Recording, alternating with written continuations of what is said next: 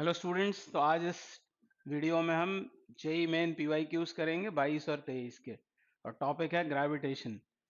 तो पहला question, three identical particles A B and C of mass 100 kg each are placed in a straight line with A B equals to B C equals to 13 metre. The gravitational force on a fourth particle P of the same mass is F when placed at a distance of 13 meter from the particle B on the perpendicular bisector of the line AC, the value of F will be approximately. तो ये है वो straight line जिस पर ये तीन masses रखे हैं। तीनों का मास कितना है? 100 kg।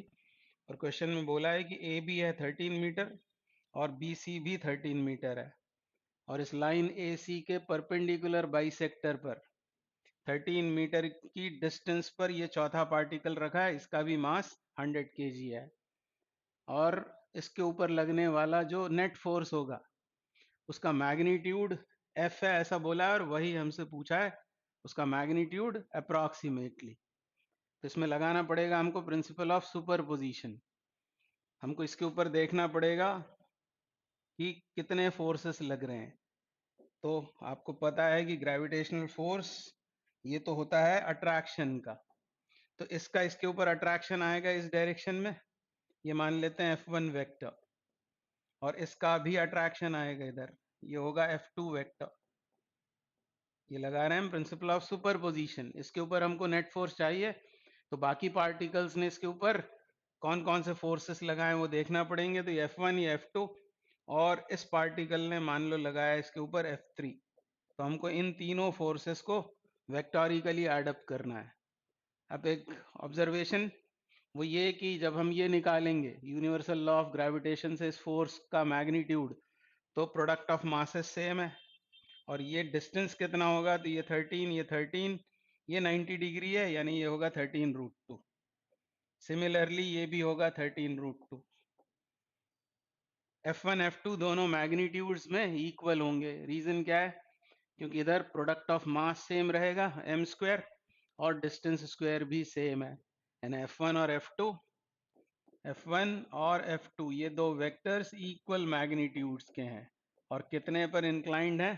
तो ये इंक्लाइंड है 90 पर। ये एंगल होगा 90। कैसे? आपको मालूम है angles opposite to equal sides are also equal. ये एंगल तो 90 है ही, मैं इस ट्रायंगल की बात कर रहा हूँ। ये 13, ये 13, तो ये दोनों एंगल्स बराबर होंगे। और ये यदि 90 और ये इक्वल हैं तो दोनों 45 के होंगे। सिमिलरली ये भी 45 का होगा। तो ये total angle A P C ये कितना हो जाएगा? 90। यानी F1 और F2 ये दो इक्वल मैग्नीट्यूड्स के वेक्टर्स 90 पर इंक्लाइंड हैं। ये हमारे दिमाग में आ जाएगा। फिर यूनिवर्सल लॉ ऑफ ग्रेविटेशन से F1 F2 का मैग्नीट्यूड यदि लिखें तो G product of masses m square. m कितना दिया? 100, उसको लास्ट में रख देंगे हम, अपॉन डिस्टेंस स्क्वायर। डिस्टेंस कितनी है? 13√2, इसका स्क्वायर 13√2 स्क्वायर। ये मीटर में ही दिया हुआ था, तो ये न्यूटन में आंसर आ जाएगा हमारा। यानी F1 F2 ये दोनों इक्वल मैग्नीट्यूड्स के फोर्सेस और कितने पर इंक्लाइंड है? 90 पर। तो इनका रिजल्टेंट कितना होगा?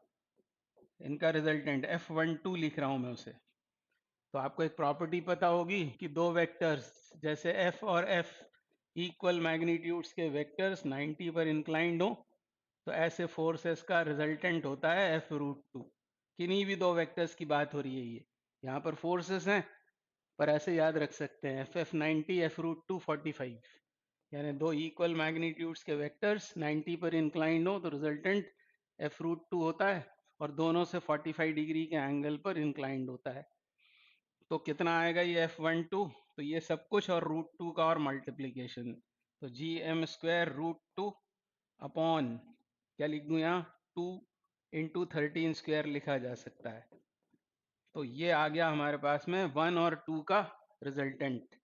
1 और 2 का रिजल्टेंट मुझे करना क्या था? F1 F2 F3 ये तीनों वेक्टर्स को एडप्ट करना था। तो दो स्टेप में होगा। पहले इन दोनों का रिजल्टेंट निकाला, वो इधर आया, जो हमने ग्रीन से दिखाया हुआ है, ये निकला है वो F12 वेक्टर। अब ये F12 वेक्टर इस F3 के साथ पैरेलल है। तो parallel vectors are added like scalars. तो अब पहले निकाल लेते हैं हम F3 कितना है। F3 तो F3 होगा G प्रोडक्ट ऑफ मासेस फिर से एम स्क्वायर, और नीचे डिस्टेंस स्क्वायर। डिस्टेंस कितनी है 13, यानी 13 स्क्वायर। तो ये निकल आया हमारे पास में दो फोर्सेस। फिर से बोलता हूँ मैं, F1 F2 का ये है रिजल्टेंट और ये F3 के साथ पैरेलल है। तो बस इनके मैग्नीट्यूड्स को एडअप करने से ये F मिल जाएगा, जिसका मैग्नीट्यूड हमको अप्रॉक्सीमेटली बतलाना है। तो बस आगे क्या, F बराबर इन दोनों का एडिशन, और इन दोनों के एडिशन में आप देख रहे हैं कि G, कैपिटल G, जिसकी टर्म्स में हमको बताना है उसे F को, तो G M स्क्वायर और ये 13 स्क्वायर, ये सब बाहर, इन दोनों में ही कॉमन है, जी एम स्क्वायर अपॉन 13। यहाँ क्या बचेगा, 1/√2, 1/√2 बचेगा, और इधर क्या बचेगा, तो इधर तो 1 होगा। ये हमारा आंसर होगा। थोड़ा सा और इसको सॉल्व करना है। अब जी को तो मैं छोड़ देता हूँ। अब एम कितना है, 100, 100 स्क्वायर मतलब 10⁴, और डिनोमिनेटर में ये क्या होगा, 169। अब 1/√2 की वैल्यू यदि आपको याद है तो ये इजीली सॉल्व हो जाएगा। 1/√2 होता है 0.707। हमेशा के लिए याद रखें, इसकी फिजिक्स में बहुत ज़रूरत पड़ती है। 1/√2 इज 0.707। वो एसी वाले चैप्टर में आपने देखा होगा 0.707। तो ये 0.707 प्लस 1 यानी कितना हुआ, ये 1.70 इसको लिख दिया मैंने।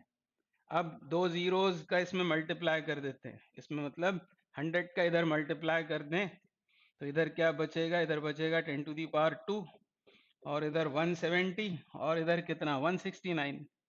तो ये तो आराम से कैंसिल आउट हो जाएंगे दोनों, हमारा आंसर आ जाएगा 100G। तो कुछ बच्चे यहाँ आकर परेशान हो गए होंगे कि इसको आप कैसे सॉल्व करें, आंसर तो बहुत इजी सा दिख रहा था। तो ऐसे सॉल्व हो जाएगा ये, answer is 100G, and so option B is correct. Okay, next, an object is taken to a height above the surface of earth at a distance 5r/4 from the center of the earth, where radius of earth r is 6400 kilometer. The percentage decrease in the weight of the object will be. तो सबसे पहले तो ये दिमाग में आना चाहिए कि वेट होता है mg, mass into acceleration due to gravity. और यदि हम अर्थ सरफेस से ऊपर जाएंगे तो g की वैल्यू चेंज होती है, मतलब w यदि चेंज हो रहा है तो mass does not change, m does not change. Change क्या होता है, चेंज होता है g, और g के चेंज हो जाने से वेट भी चेंज हो जाता है। तो मास तो m ही रहेगा, g बदल कर वो हो गया g डैश। तो हमको g डैश की वैल्यू फाइंड आउट करनी पड़ेगी एट द हाइट जो भी इसमें गिवन है। तो आपको पता है g बराबर होता है gm/r²। डायरेक्ट में फॉर्मूला नहीं, इसको मैं आपको फंडामेंटल से बताता हूँ। ये होता है ना g का फॉर्मूला gm/r²। ये सरफेस पर g का वैल्यू है जो यहाँ यूज हुआ है, और किसी हाइट पर यदि हम जाएंगे तो क्या होगा वो फॉर्मूला, gm/r+h²। ऐसा होगा फॉर्मूला। कुछ बच्चे इसको इस फॉर्मूले से करेंगे तो आंसर गड़बड़ आएगा। ये फॉर्मूला अप्रॉक्सीमेट फॉर्मूला है हाइट के साथ जी के वेरिएशन का, ये नहीं लगाना है, क्योंकि यहाँ पर ये जो हाइट बोली हुई है ये रेडियस के सामने नेग्लिजिबल नहीं है। तो ऐसा होगा, ये जी डैश का वैल्यू हमको चाहिए है जी डैश, और जी डैश चाहिए इसलिए पहले इसको ऐसा लिखते हैं, g upon g dash is equal to g upon g dash बराबर होगा r+h², क्योंकि ये ऊपर जाएगा अपॉन r², मतलब 1+h/r²। तो ये मैंने आपके लिए फॉर्मूला ही डिराइव कर दिया। तो जी डैश के लिए ये फॉर्मूला याद रखें आप, जी अपॉन 1+h/r²। ये बहुत ही इंपॉर्टेंट फॉर्मूला है, इसको याद रखें। तो जैसे आप क्वेश्चन में देखते हैं कि h is not negligible before radius of अर्थ, तो फिर याद रखें कि हमको लगाना पड़ेगा एग्जैक्ट फॉर्मूला। एग्जैक्ट फॉर्मूला लगाना पड़ेगा। आप यदि h बहुत कम होता r के सामने तो फिर इसको ऊपर ले जाएंगे, 1+h/r पावर -2 होगा, एक्सपोनेंशियल वो बायनोमियल थ्योरम लगाकर एक्सपैंड करेंगे, टर्म्स ऑफ हायर पावर को छोड़ेंगे, तब ये बन जाता है फॉर्मूला। तो ये है अप्रॉक्सीमेट फॉर्मूला। और अप्रॉक्सीमेट फॉर्मूला कब वैलिड होता है? जब एच आर के सामने बहुत कम हो। और ये है एग्जैक्ट फॉर्मूला। अब इसमें एच क्या होता है? एच होता है सरफेस से हाइट। जिस हाइट पर बात हो रही है वो सरफेस से वैल्यू है। अब यहां दे रखा है सेंटर से 5r/4, यानी सरफेस से कितनी दूर, तो आर घटाना पड़ेगा इसमें से, यानी सरफेस से होगा वो r/4, मतलब यहाँ हम r/4 यूज करेंगे। तो g अपॉन 1 प्लस r/4 यानी 1/4, यानी ये हो गया 5/4 यानी 25, और यहाँ आ जाएगा 16। तो ये आया जी डैश का वैल्यू। और हमसे परसेंटेज चेंज इन वेट, मतलब जी डैश में परसेंटेज चेंज पूछ रहे हैं। जो इसमें आएगा परसेंटेज चेंज वही वेट में आएगा। तो क्या करा, जी डैश अपॉन जी, इसको नीचे ले आते हैं, जी डैश अपॉन जी। तो इधर ये हुआ 16 अपॉन 25। और यदि कहीं बात हो रही होती किसकी, फ्रैक्शनल चेंज की, तो दोनों तरफ से एक सब्ट्रैक्ट कर देते हैं, 1 सब्ट्रैक्ट कर दें दोनों तरफ से, तो क्या आएगा, g dash minus g upon g is equal to, इधर कितना हो जाएगा, 16 माइनस 25, मतलब -9/25। ये फ्रैक्शनल चेंज। पर हमसे पूछा हुआ है परसेंटेज चेंज, तो ऐसा इंटू 100 करना पड़ेगा यहाँ, इज इक्वल टू -9/25 इंटू 100%। 4 बार कट के ये -36% हो गया, यानी जी में -36, मतलब डिक्रीज। ऑलरेडी इसमें डिक्रीज पूछा हुआ है, तो हमको पॉजिटिव में आंसर करना है कि डिक्रीज तो बोल ही चुके हैं, यानी 36% इसका आंसर होगा। और जी में यदि 36% का डिक्रीज आया है तो वेट भी 36% कम हो जाएगा। तो मेरी सलाह आपको यह है कि ये फॉर्मूला बहुत अच्छे से ध्यान रखें हाइट के लिए, g dash equal to g upon 1 plus h/r whole square, ये नीचे आता है, इसमें 2 नहीं आता है। और ये है अप्रॉक्सीमेट फॉर्मूला। जैसे 32 किलोमीटर वगैरह कहीं बात होती सपोज, तो अर्थ की रेडियस के सामने नेग्लिजिबल है, तो फिर वो लगा देंगे अप्रॉक्सीमेट, अदरवाइज एग्जैक्ट फॉर्मूला हमको यूज करना चाहिए। तो इस क्वेश्चन का आंसर है। तो अभी next question, a body is projected vertically upwards from the surface of earth with a velocity equal to 1/3 of escape velocity, the maximum height attained by the body will be. तो escape velocity वैसे होती क्या है, escape velocity उसका formula है √2gm/r। और escape velocity का मतलब क्या है, मतलब ये कि यदि इस वेलोसिटी से किसी पार्टिकल को प्रोजेक्ट करेंगे तो पार्टिकल अर्थ की ग्रेविटेशनल फील्ड से बाहर चला जाएगा, ऐसी वेलोसिटी कहलाती है वीई। और ये है वीई का फॉर्मूला। और ये जब भी कभी डिराइव करना हो तो बहुत कोई तकलीफ नहीं है, सीधे क्या करेंगे, यहाँ पर टोटल एनर्जी देखेंगे कितनी है। टोटल एनर्जी क्या होगी, हाफ स्मॉल एम, यदि इस पार्टिकल का मास है तो एम इंटू वीई स्क्वायर, ये काइनेटिक एनर्जी। और यहाँ पर ग्रेविटेशनल पोटेंशियल एनर्जी कितनी होगी, तो जी कैपिटल एम, ये अर्थ का या किसी प्लैनेट का मास और ये उसकी रेडियस, तो G M small M upon are, ये होगी टोटल एनर्जी सरफेस पर। और जब ये इंफिनिटी पर पहुंचेगी बॉडी, तो काइनेटिक एनर्जी तो जीरो हो ही गई है, और पोटेंशियल का भी वही होता है जीरो इंफिनिटी पर, तभी ये फॉर्मूला डिराइव होता है। तो इक्वल्स टू जीरो, ऐसा होकर बस ये इनको इक्वेट करना है, half M V square is equal to G capital M small M upon are. ये थी टोटल एनर्जी सरफेस पर, और ये है टोटल एनर्जी इंफिनिटी पर। दोनों को इक्वेट किया तो ये कैंसिल, और ये फॉर्मूला आ गया 2gm/r। तो डायरेक्टली ये फॉर्मूला पहले तो याद आ जाना चाहिए हमको, कि अब उस पार्टिकल को प्रोजेक्ट किया है किस वेलोसिटी से, तो उसको प्रोजेक्ट किया है m मास के पार्टिकल को ve/3 से, इंस्टेड ve/3 से प्रोजेक्ट किया है। और फिर से यह है रेडियस r और यह है मास m अर्थ का। तो अब फिर से हम एनर्जी कंजर्वेशन लगा देंगे।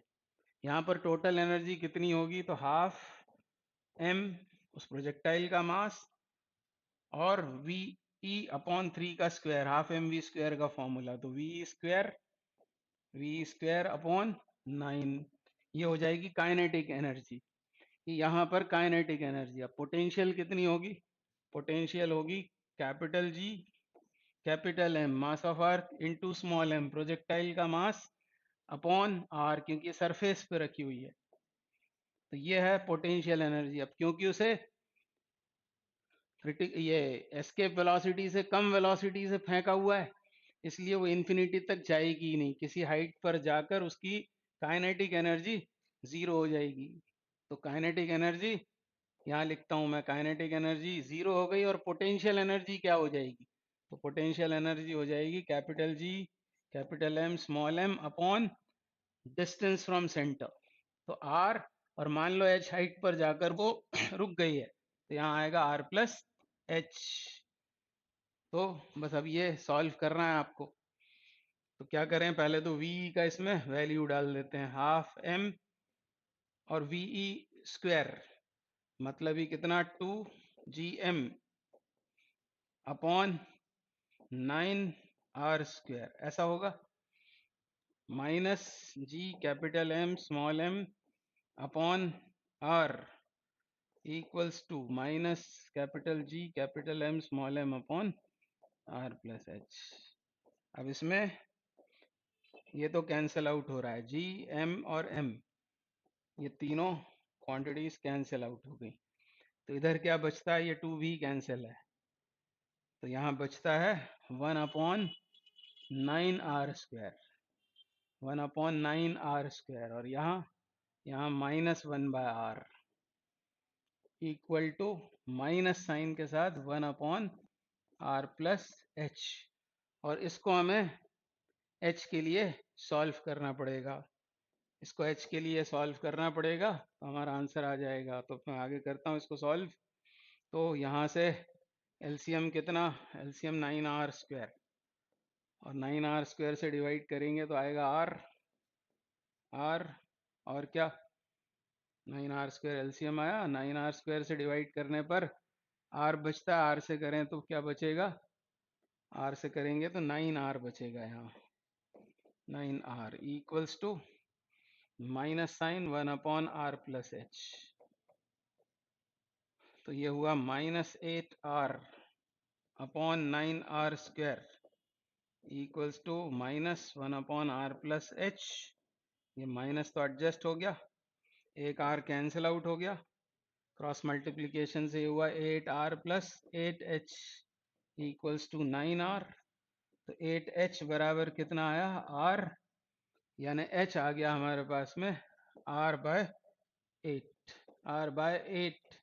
और रेडियस दी हुई थी हमको 6400 किलोमीटर, यानी डिवाइडेड बाई 8, तो ये आ गया 800 किलोमीटर। 800 किलोमीटर इसका करेक्ट आंसर हो गया। तो ये फॉर्मूला यदि आपको याद है एस्केप वेलोसिटी का, तो बस कंजर्वेशन लगाना है एनर्जी का, और थोड़ा कैलकुलेशन तो होगा, करना भी पड़ेगा वो आपको, पर कुछ स्टेप्स आप बचा सकते हैं यदि ये याद आ गया तो। और ये याद नहीं आता है मान लो, तो भी इस फॉर्मूले को आप within no time derive भी कर सकते हो उसी समय। इसका आंसर है 800 kilometre. The next question, the percentage decrease in the weight of a rocket when taken to a height 32 kilometer above the surface of earth will be, radius of earth 6400 kilometre.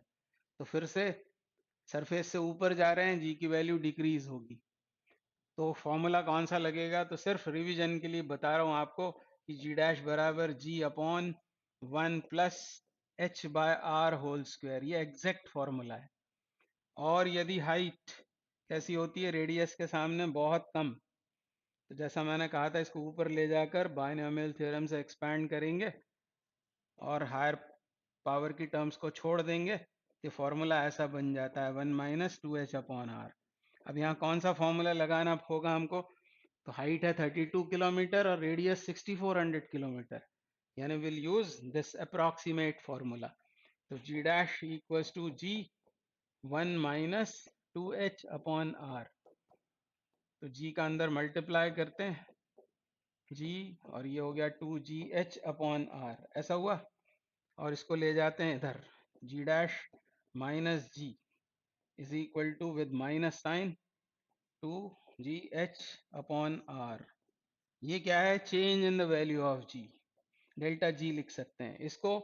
नीचे लाएं तो ये fractional change आ गया, fractional change कितना, -2h upon are, ये fractional change, और दोनों तरफ 100 का मल्टीप्लाई करने से परसेंटेज चेंज निकल आएगा, तो डेल्टा जी अपॉन जी इंटू 100, मतलब जी में परसेंटेज चेंज, ये निकालना है हमको, इज इक्वल टू कितना हो जाएगा, मतलब एग्जाम में तो आपको सिर्फ कितना याद आ जाए बस, कि जब आपने देखा 32 किलोमीटर है, मतलब अप्रॉक्सीमेट फार्मूला लगाना है, ये है percentage change in the value of g, और जी में चेंज आने से वेट में भी उतना ही परसेंटेज चेंज आएगा, तो -2 इंटू 32 अपॉन 6400 इंटू 100% साइन के साथ, दो जीरोज ये कैंसिल आउट, और ये 6 से कितना आएगा, 6 से ये 2 से 32 और 64 अपॉन 64 ही है, ये 64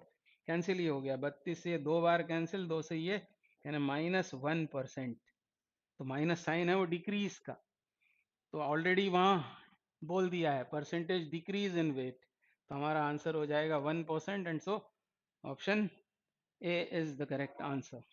नेक्स्ट क्वेश्चन क्या बोल रहे हैं, body of mass m is projected with velocity delta VE in vertically upward direction from the surface of earth into the space.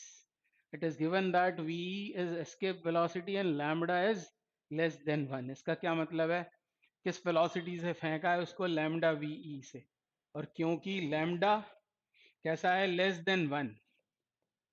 Then one होने से ये जो वेलोसिटी है जिससे भी उसे ऊपर प्रोजेक्ट किया है, मान लो v, तो वो कैसी होगी, VE से कम होगी।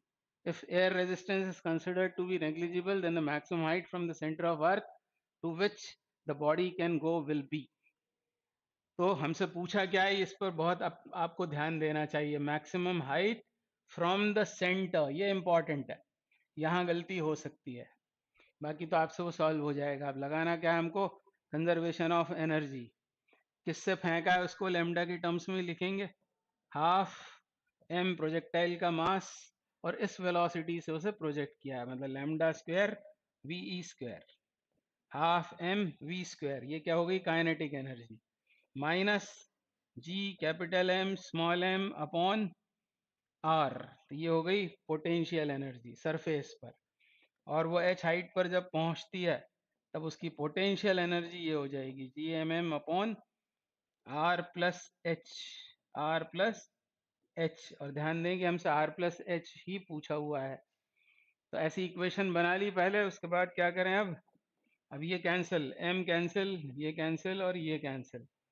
और इसको वी की वैल्यू डाल देते हैं, वी ऐसा बोला होगा कि वी जो है वो एस्केप वेलोसिटी, अच्छा एस्केप वेलोसिटी तो है ही वो, और उसे फेंका है लैम्डा वी से, तो वी का फॉर्मूला फिर हमें काम आएगा, तो डायरेक्टली ये याद आ जाना चाहिए कि ये होता है 2gm अपॉन आर, ये यहाँ यूज करना है, तो हाफ लैम्डा स्क्वायर और वी स्क्वायर, मतलब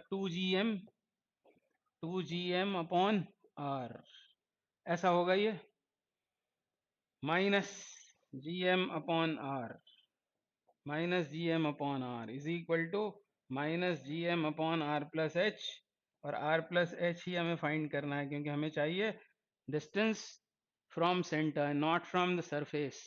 अब इसमें से क्या चीज कैंसिल आउट हो रही है, जी एम कॉमन आएगा इधर, और इससे कैंसिल, तो इधर क्या बचता है, ये 2 भी कैंसिल, ये बिल्कुल वैसे ही सवाल है जैसा अभी हमने किया था, lambda square upon R, lambda square upon R -1 upon R is equal to with minus sign 1 upon, इसको सीधे वो लिख देते हैं जो हमारा आंसर है, आर प्लस एच ही हमें चाहिए, वो है आर, तो बस अब यहाँ एलसीएम लें, एलसीएम लेंगे तो R lambda square -1 is equal to -1 by R, तो आर कितना होगा, आर हो जाएगा क्रॉस मल्टीप्लाई होके -r अपॉन लैम्डा स्क्वायर -1, ऐसा आंसर होना चाहिए, और माइनस का यदि मल्टीप्लाई कर देंगे तो 1 माइनस लैम्डा स्क्वायर हो जाएगा वो, तो यदि आप इस बात पे ध्यान नहीं देंगे, आप एच फाइंड आउट कर देंगे, तो आपका आंसर ये हो जाएगा जो रॉन्ग है।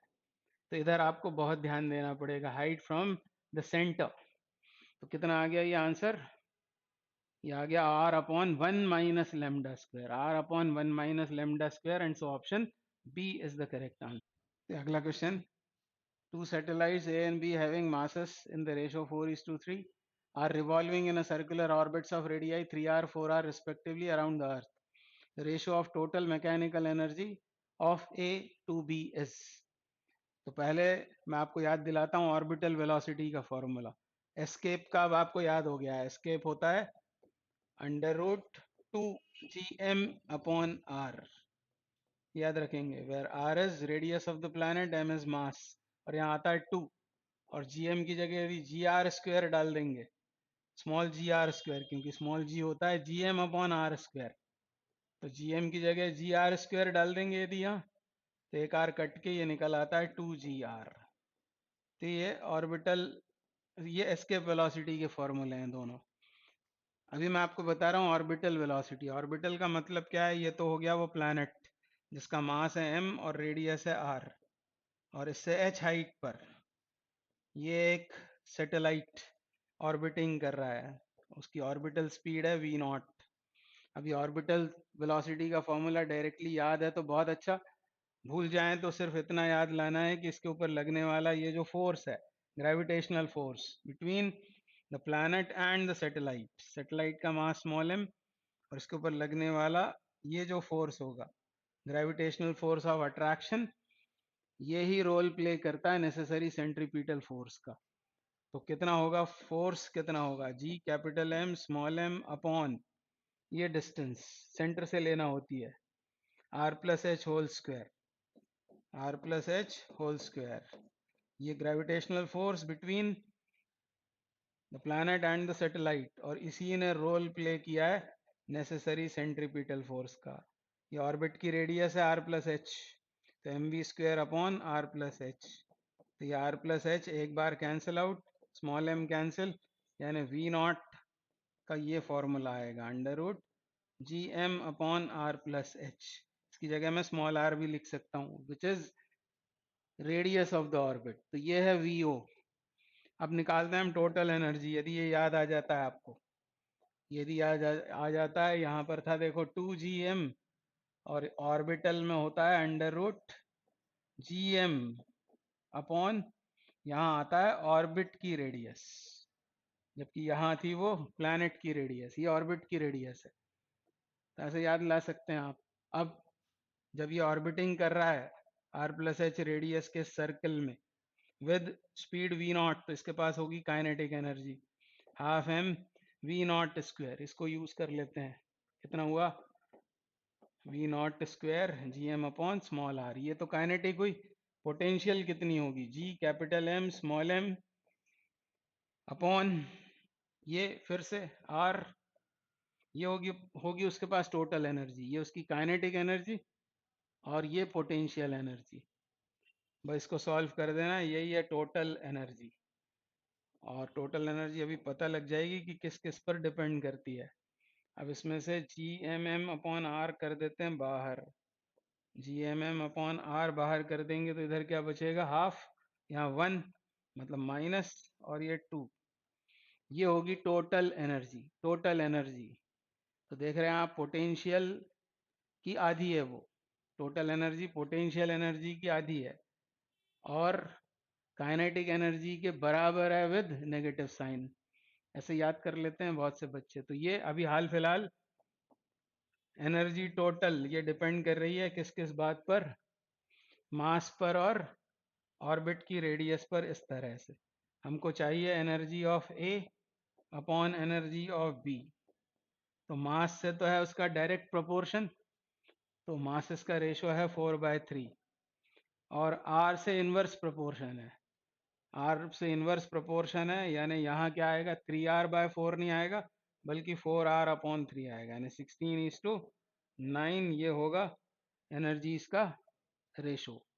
तो ये है इसका करेक्ट आंसर, 16:9 मेरी सलाह है कि इसको याद रखना चाहिए। वी ओ मतलब ऑर्बिटल स्पीड होती है under root G M upon are.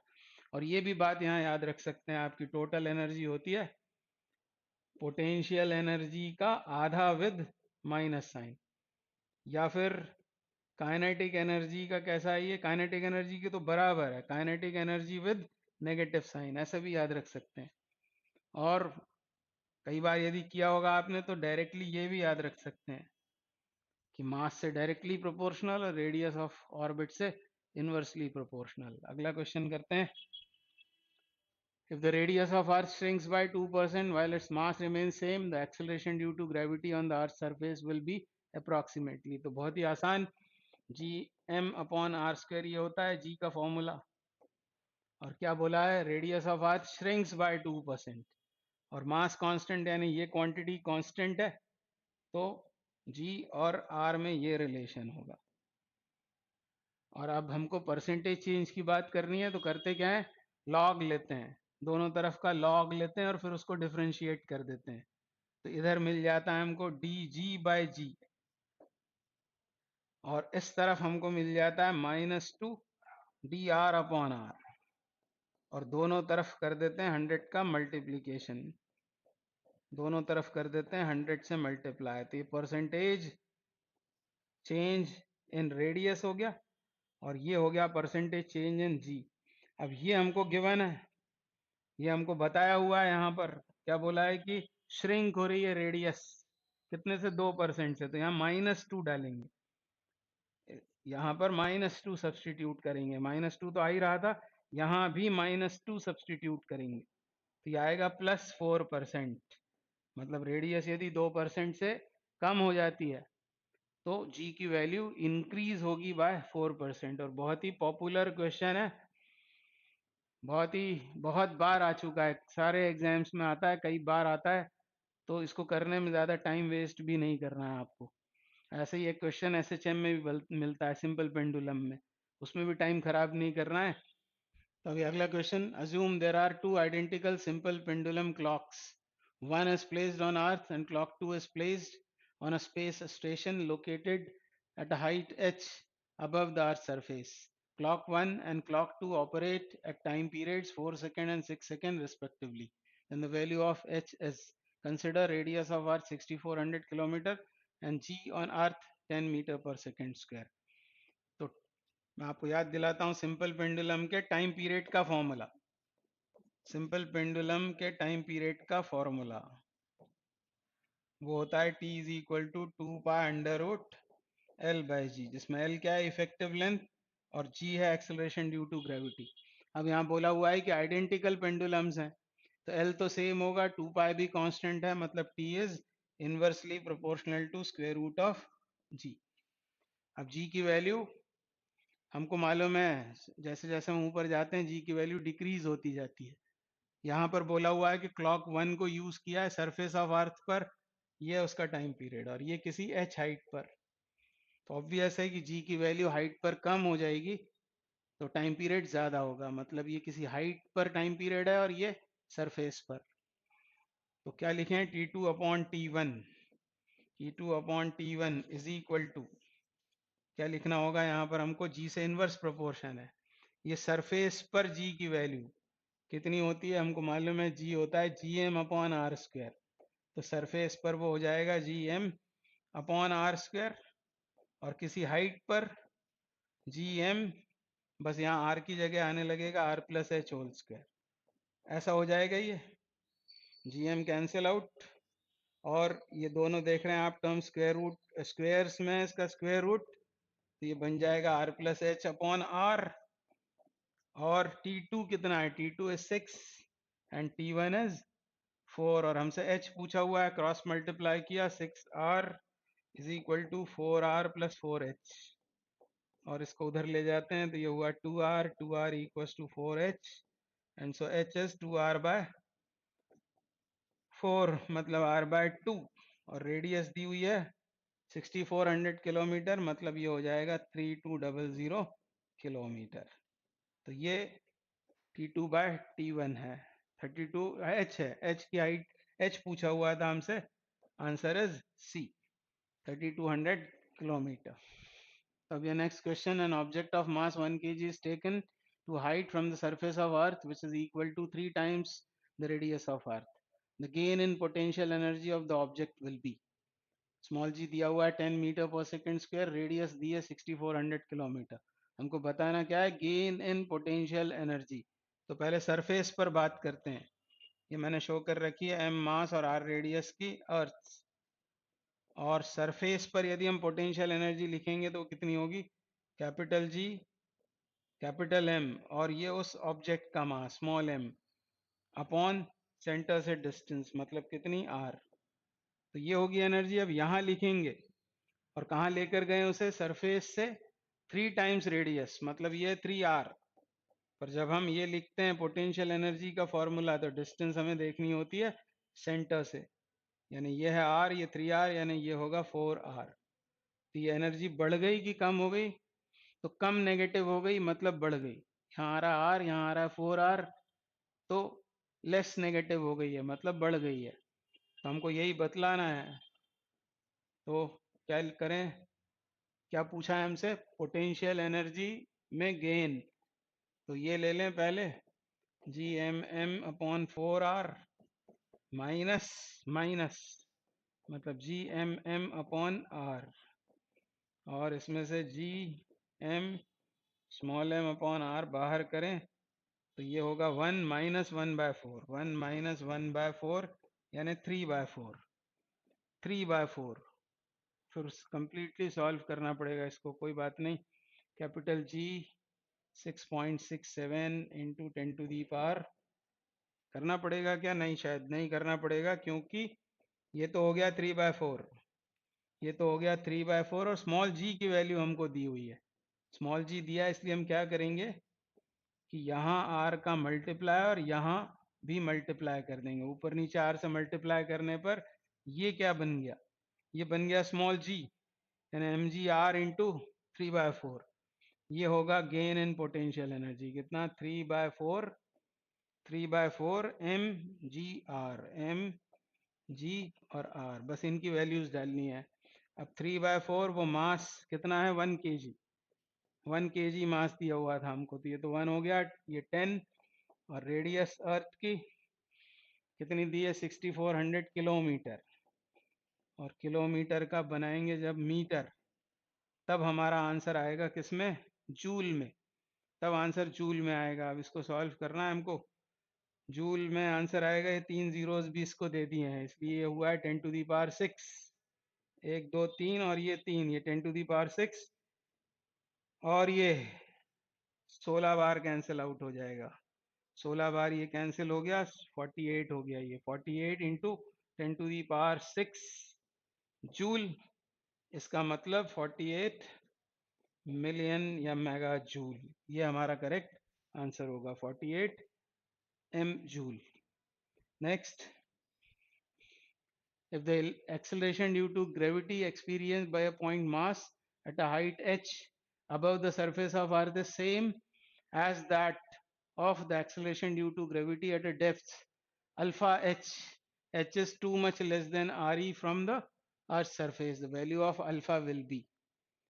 तो अब पहले तो इसकी बात करें, h यदि बहुत कम है, बहुत कम है किसके सामने, रेडियस ऑफ अर्थ के सामने, तो हाइट का कौन सा फॉर्मूला लगाना होता है हमको, अप्रॉक्सीमेट फार्मूला। ये हाइट यानी h कर देता हूँ मैं यहाँ, ये होता है g into 1 - 2h upon R, approximate formula लग सकता है। और डेप्थ के लिए, तो डेप्थ वाले के लिए कोई एग्जैक्ट अप्रॉक्सीमेट नहीं होता, एक ही फार्मूला होता है, G D is equal to होता है g into 1 - d upon R. इसमें कोई कंफ्यूजन नहीं रखें, डेप्थ के साथ वेरिएशन आता है, उसमें दो फॉर्मूले नहीं होते, एग्जैक्ट अप्रॉक्सीमेट ऐसा कुछ नहीं होता, बस ये दोनों बराबर दिए, बराबर दिए मतलब 2h upon R is 2h upon R is D by R, बस आर कैंसिल आउट होकर h कितना आ गया, d/2, h d/2 हो गया, ये एक रिलेशन मिल गया हमको। तो the value of alpha will be, अब अल्फा किसको बोला है इन्होंने, अल्फा बोला हुआ है अल्फा एच, डेप्थ के बारे में, डी को ही बोला अल्फा एच, तो ये होगा alpha H upon 2 is equal to H, therefore alpha comes out to be 2, मतलब इसको हमको भरना पड़ेगा 2 से, तो आंसर 2 इज करेक्ट।